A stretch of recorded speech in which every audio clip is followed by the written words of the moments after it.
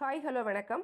இன்றைக்கி நம்ம தமிழ் ஆல்ரவுண்டர் அப்பட்டக்கர் சேனலில் பலாக்காய் சிப்ஸ் எப்படி செய்கிறதுன்னு பார்க்கலாம். அதாவது ரா ஜாக் ஃப்ரூட் சிப்ஸ் எப்படி செய்கிறதுன்னு பார்ப்போம். அதுக்காக இந்த மாதிரி பலாக்காயை 2 துண்டுகளாக வெட்டிடுவோம். இந்த மாதிரி பெரிய கத்தி வச்சு வெட்டும்போது கவனிக்க வேண்டியது பார்த்திங்கன்னா, வீட்டுக்கு உள்ளால இருந்து பண்ணோன்னா அந்த ஃப்ளோர் அதாவது டைல்ஸ் ஏதாவது போட்டிருப்பீங்க வீட்டில், அது டேமேஜ் ஆக சான்ஸ் இருக்குது அந்த கத்திப்பட்டு. அதனால் வீட்டுக்கு வெளியில் இருந்து பண்ணிங்கன்னா ரொம்ப நல்லது.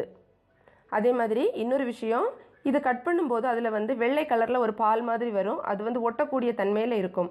அதாவது லேட்டெக்ஸு, அரக்கு, பிசின் அந்த மாதிரியெல்லாம் சொல்லுவோம். அது போகிறது கத்தியிலெல்லாம் நிறையவே பட்டிருக்கும்.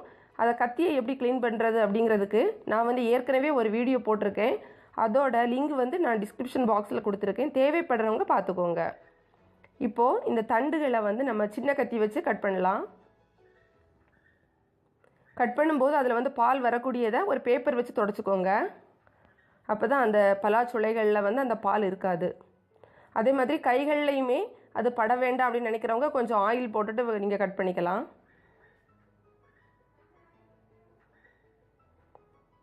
இந்த தண்டிலேருந்து நம்ம பலாச்சுளைகளை தனித்தனியாக எடுத்து அதுக்கப்புறமா தான் நம்ம சிப்ஸ் பண்ண போகிறோம். இது கொஞ்சம் கஷ்டமான வேலை. அதனால பார்த்தீங்கன்னா இந்த வேலை செய்கிறது ஒரு வீட்டில் இருந்து நீங்கள் செய்கிறீங்கன்னா வீட்டில் உள்ள எல்லாருமே சேர்ந்து செஞ்சால் சீக்கிரமே முடிஞ்சிடும். அதாவது ஆண்கள் இந்த மாதிரி கட் பண்ணுற வேலையெல்லாம் பண்ணலாம், பெண்கள் ஃப்ரை பண்ணுறது அந்த மாதிரி வேலையெல்லாம் செய்யலாம். எல்லாருமே செஞ்சிங்கன்னா சீக்கிரமே முடிஞ்சிடும் ஈஸியாகவே. இப்போ நம்ம கட் பண்ணிட்டோம். அந்த பலாச்சுளைகளை தனித்தனியாக எடுத்துடலாம். இந்த மாதிரி நம்ம ஈஸியாகவே எடுத்துடலாம். அது ஈஸியாக எடுத்துட முடியும். அதுக்கப்புறமா ஒரு கத்தி வச்சு நம்ம அந்த பலாச்சுளைகளை திரும்பவும் கொஞ்சம் க்ளீன் பண்ண வேண்டியிருக்கு. அதாவது தேவையில்லாமல் இருக்கக்கூடியதெல்லாம் அதை ரிமூவ் பண்ணிவிட்டு சென்டரில் இருக்கக்கூடிய பலாக்கொட்டையும் நமக்கு தேவை கிடையாது. அதனால் அதையும் தனியாக எடுத்துடலாம். ஏன்னா நம்ம பண்ண போகிறது சிப்ஸ் தான் பண்ண போகிறோம். ஸோ அதுக்கு பலாக்கொட்டை தேவை கிடையாது. பலாக்கொட்டையை வச்சு நீங்கள் வேறு ஏதாவது ஸ்நாக்ஸ் அந்த மாதிரி வேறு ஏதாவது நீங்கள் செஞ்சுக்கலாம். இப்போதைக்கு நமக்கு அது தேவையில்லை. பலாச்சுளைகள் மட்டும் நமக்கு போதும். இது பழத்தில் நம்ம செய்ய மாட்டோம், பலாக்காயில் தான் செய்வோம். அதுக்கப்புறம் இந்த மாதிரி சின்ன சின்னதாக கட் பண்ணிக்கோங்க. அதாவது நீளமாக கட் பண்ணிக்கோங்க. கட் பண்ணிவிட்டு அதில் உப்பு, மிளகாய் தூளெல்லாம் தேவைக்கு எல்லாம் போட்டுக்கிட்டு ஒரு ஸ்பூன் வச்சு நல்லாவே கிளறி விட்டுக்கோங்க. இது நீங்கள் இந்த மாதிரி போடலைனாலும் எல்லாமே ஃப்ரை பண்ணதுக்கு பிறகு லாஸ்ட்டில் கூட நீங்கள் போட்டுக்கலாம். மிளகாய் தூளும் உப்பும் அப்படி போடுறதா இருந்தீங்கன்னா ஒரு டப்பாவில் போட்டுட்டு அதில் நல்லாவே நீங்கள் கையில் வச்சு குலுக்கணும். அப்போ தான் அதோட மிளகாய் தூள், உப்பு எல்லாம் கரெக்டாக இருக்கும்.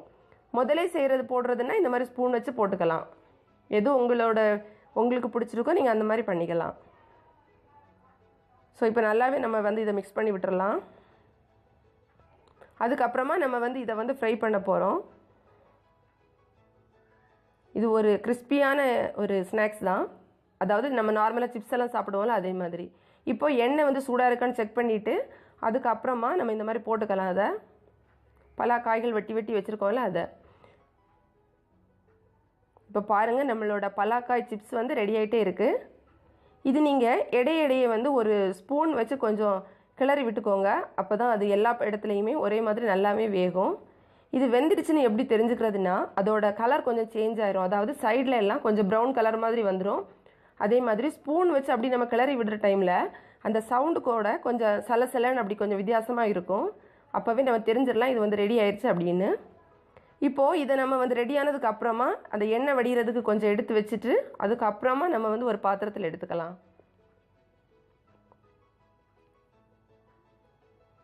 இது எல்லாருக்குமே ரொம்ப பிடிக்கும். வீட்டில் இருக்கிற சின்ன பிள்ளைங்களாக இருந்தாலும் சரி, பெரியவங்களாக இருந்தாலும் சரி, எல்லாருக்குமே ரொம்ப பிடிச்ச ஒரு ஸ்நாக்ஸ் தான். கொஞ்சம் ஆயில் அதுலேருந்து எல்லாம் வடிஞ்சு போனதுக்கு அப்புறமா நம்ம ஒரு பாத்திரத்தில் இதை எடுத்து வச்சுக்கலாம். பார்த்திங்களா, அந்த கலர் கூட கொஞ்சம் சேஞ்ச் ஆகிடுச்சு. நான் சொன்ன மாதிரி அந்த சைடெல்லாம் கொஞ்சம் ப்ரௌன் கலர் மாதிரி வந்துடும். அப்போ தான் நீங்கள் இதை எடுத்துக்கணும்.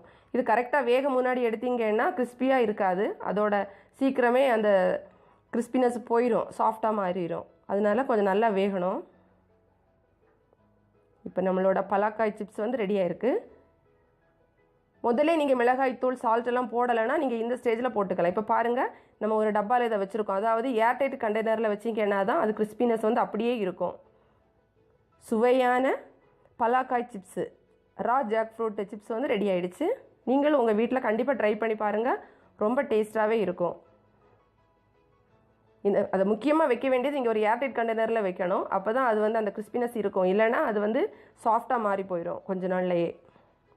இந்த வீடியோ உங்களுக்கு பிடிச்சிருந்துன்னா லைக் பண்ணுங்கள், கமெண்ட் பண்ணுங்கள், ஷேர் பண்ணுங்கள். மேலும் பல வகையான தகவல்களுக்கு நம்ம தமிழ் ஆல்ரவுண்டர் அப்பட்டக்கர் சேனலை மறக்காமல் சப்ஸ்கிரைப் பண்ணுங்கள். தேங்க்ஸ் ஃபார் வாட்சிங். நன்றி, வணக்கம்.